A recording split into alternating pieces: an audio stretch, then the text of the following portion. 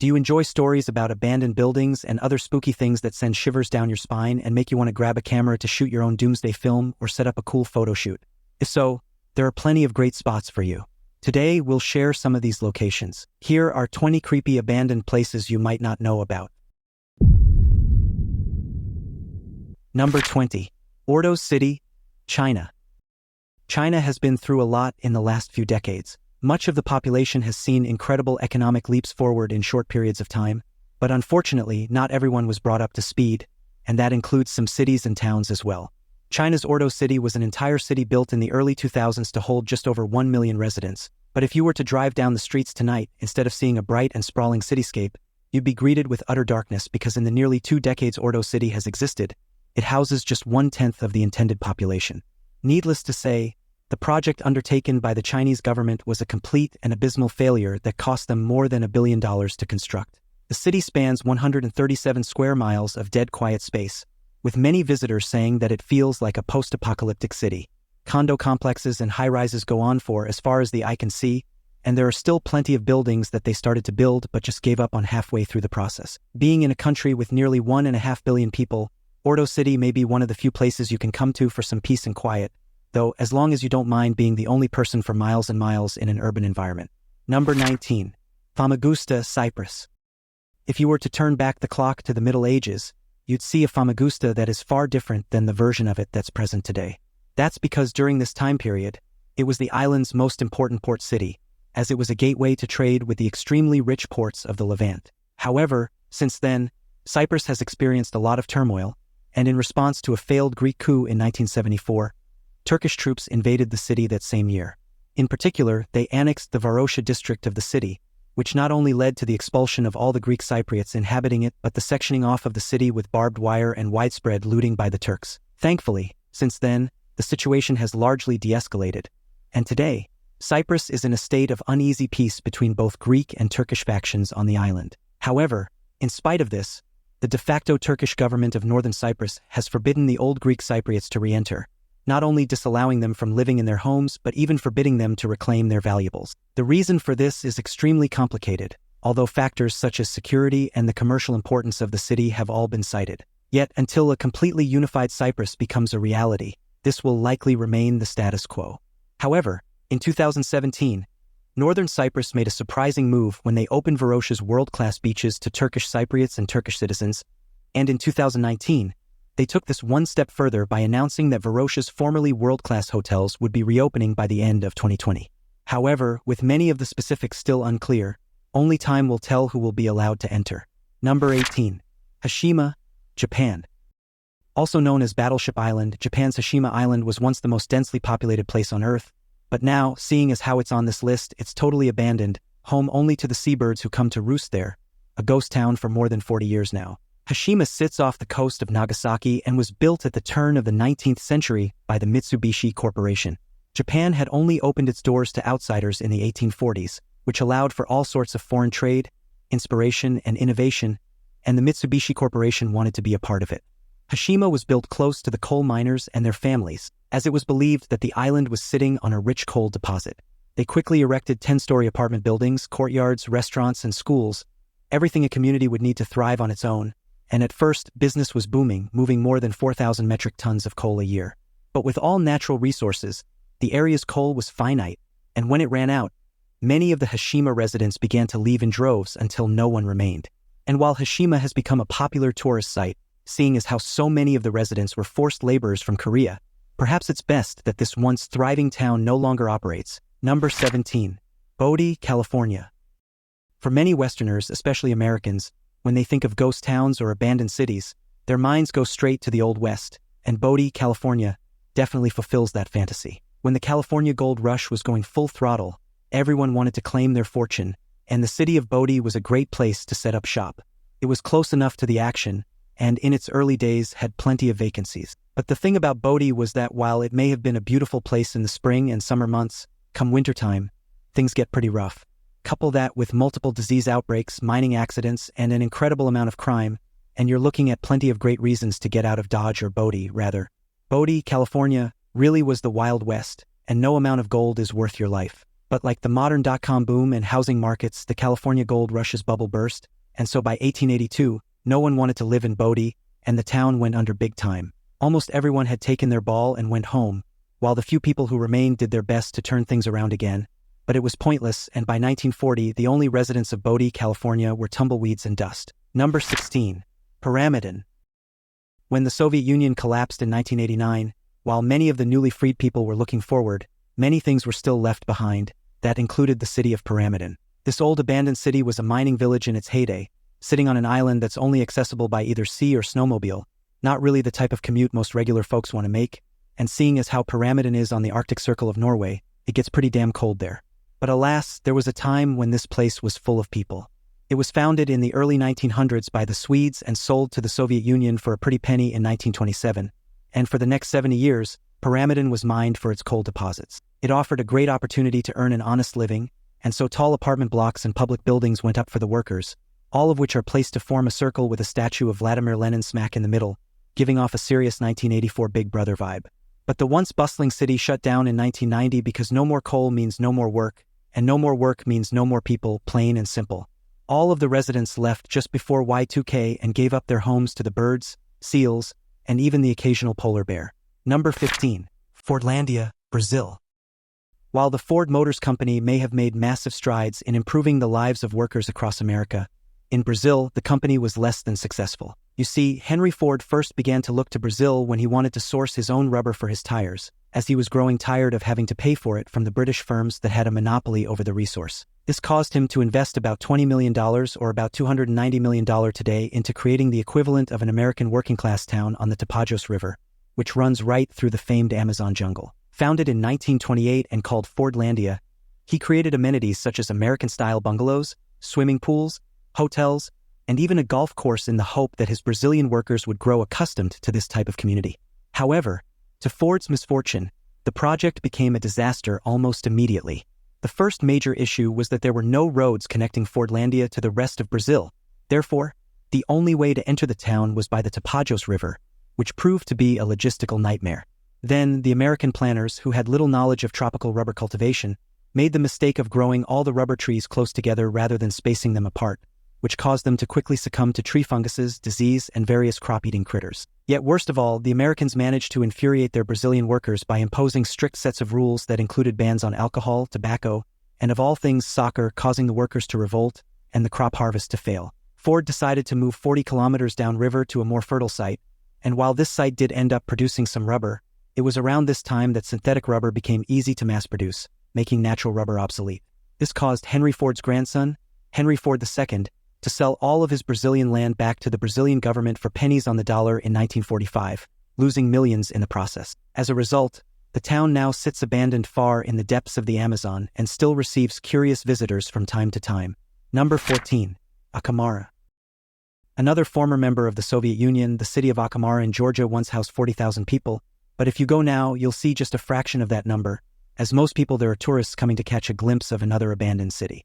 Akarmara was also a big mining town, but as the 1900s roared on and the new millennium began to rear its head, coal became less and less important. New technologies developed that gave us faster and better fuel sources at a fraction of the price. More and more mining communities were shutting down, but Akarmara was also the victim of the siege of Skanvali in 1992, and as they were completely cut off from supplies, the town's basic necessities needed to be helicoptered in for 400 days. This was the beginning of the end here.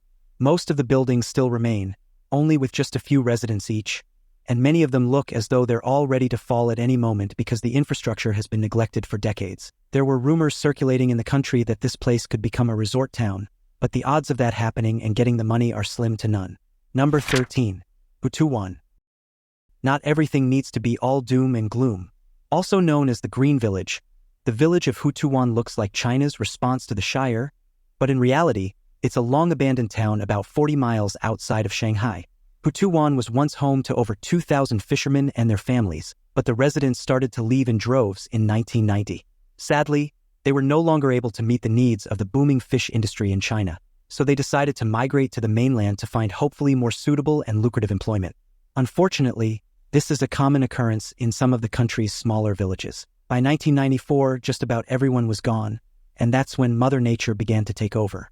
Gorgeous lush greenery absolutely took over to the point where you can't even see the materials of the homes underneath because the foliage is so dense. But for the select few villagers who did stay, they've been able to turn over a new leaf, pun intended, because the Houtouwan village is now a huge tourist attraction, and it is easy to see why. The greenery goes on as far as the eye can see. You won't find a town like this anywhere else. Number 12. Sanji Pod City. The jury is still out on the existence of aliens, but the Sanji Pod City in Taipei City, Taiwan, may have you second-guessing things. Construction on these UFO-style homes began in 1978 in the hopes that this would become a seaside holiday resort, not only for the rich Taiwanese but for U.S. military officers as well.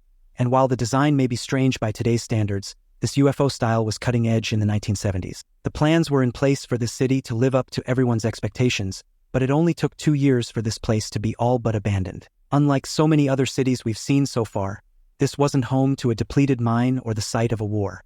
The Sanji Pod City is home to some really weird events, like multiple constructions inexplicably ending their own lives, various car crashes, and allegedly a slew of hauntings. It was bad juju all around, with many people believing that it was over a Dutch graveyard whose residents weren't too happy with their final resting place being disturbed.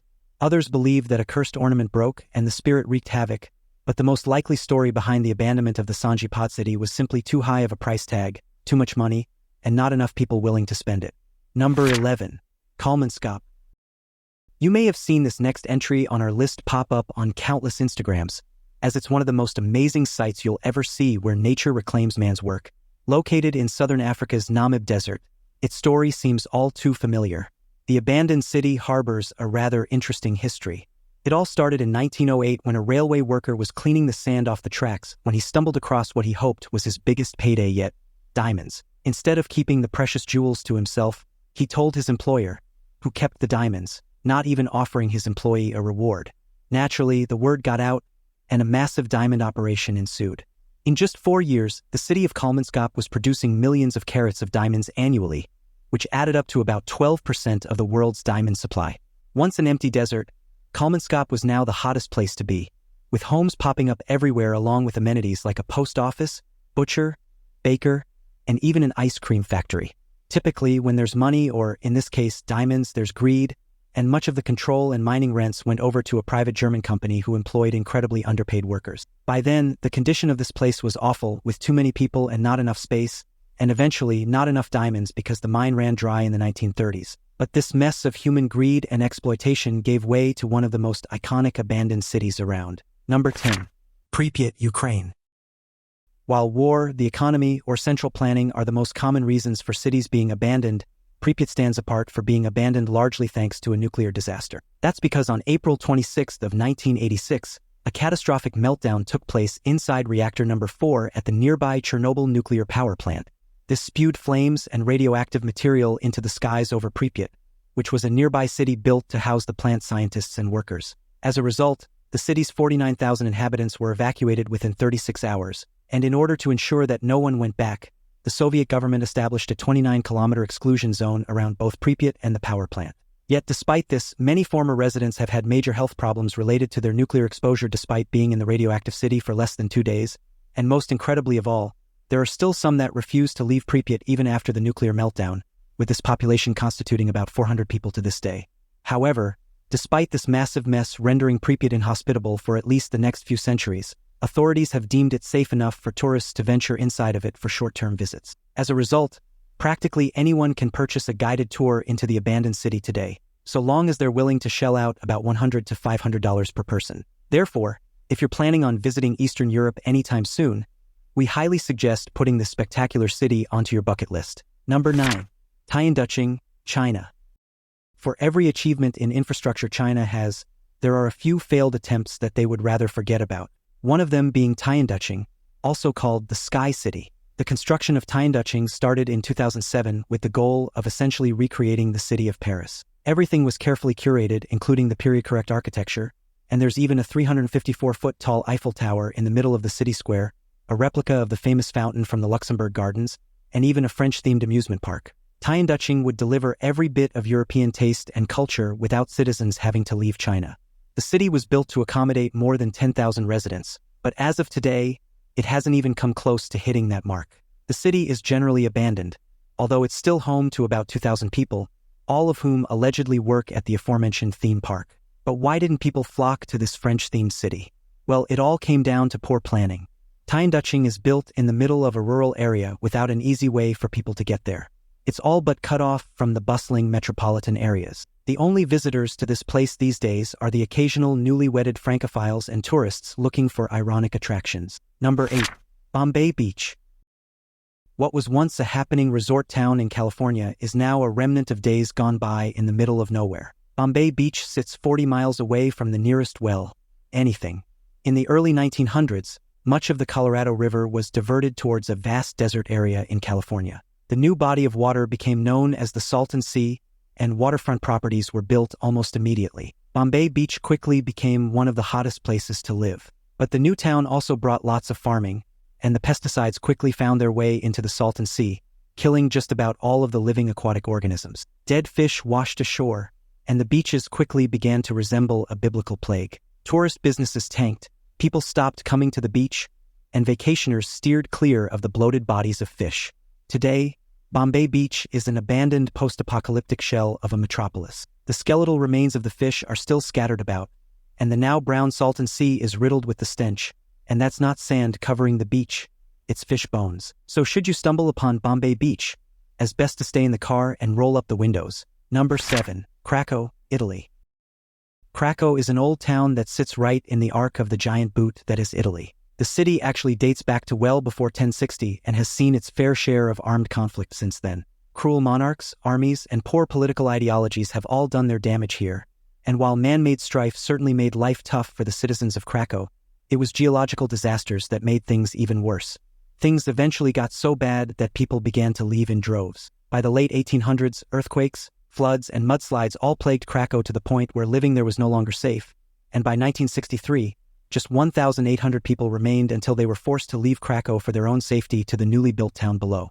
But the structures and streets are still there. Craco has actually become a hot spot for not just tourists but big-budget films as well, with productions like Quantum of Solace and The Passion of the Christ taking full advantage of the Italian ghost town's authentic feel. Number 6. Plymouth, Montserrat. If you've never heard of the island territory of Montserrat before, we wouldn't blame you. Located in the southeastern Caribbean, Montserrat is an overseas territory of the United Kingdom, and after Plymouth became its first European settlement in 1632, it remained largely forgotten by the world at large. Yet a few hundred years later, its existence would come to an abrupt end. In July of 1995, a series of large eruptions at Soufriere Hills volcano, which had been inactive for centuries, sent pyroclastic flows and ash across the southern portion of the island.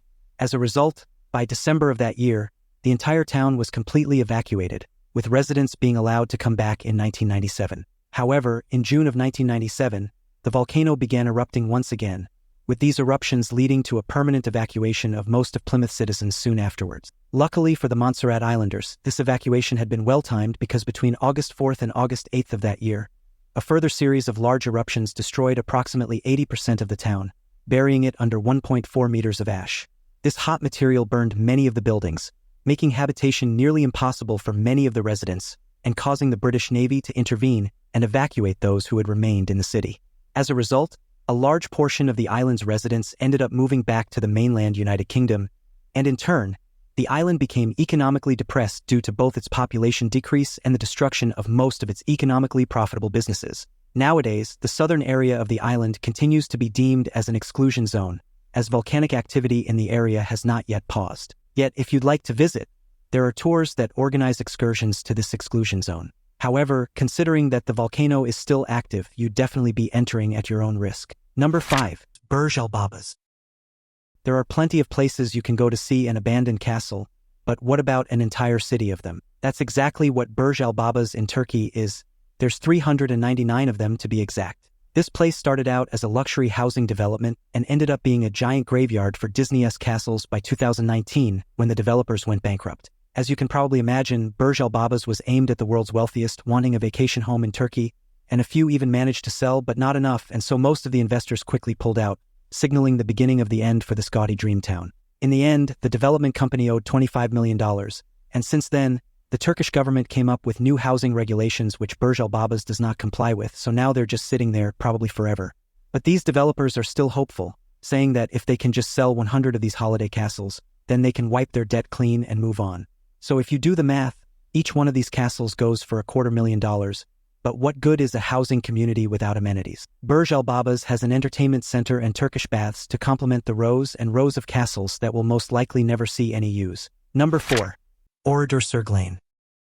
Oradour-sur-Glane was certainly never a large city, but it stands apart for having one of the most tragic tales on this list. Occupied by the Germans during World War II, it entered the bad books of the Nazis when in 1944, it was reported that highly decorated SS officer Helmut Kampfe had been killed by resistance fighters from the town. As a result, SS officer Adolf Diekmann decided that revenge was in order and thus marched on the town with several SS troops, forcing the men into a barn and women and children into a church. Both groups were brutally killed by the soldiers due to a mix of gunshot and burn wounds, leading to a total death toll of 642. Almost every single citizen of the town was murdered on that day. Therefore, after the war's conclusion, President Charles de Gaulle ordered that the burned-out ruins of the old town be left untouched as a monument to the victims. As a result, with the exception of a museum, the site remains both untouched and uninhabited to this day. Number 3. Centralia. Centralia, Pennsylvania, was a great place to live, another city home to a coal mine, where there were jobs and opportunities aplenty. But all of that changed when a coal fire ignited, quite literally, underneath Centralia in 1962. But then, why didn't they just put it out? Well, this isn't the type of fire you can just throw water on and go on with your day.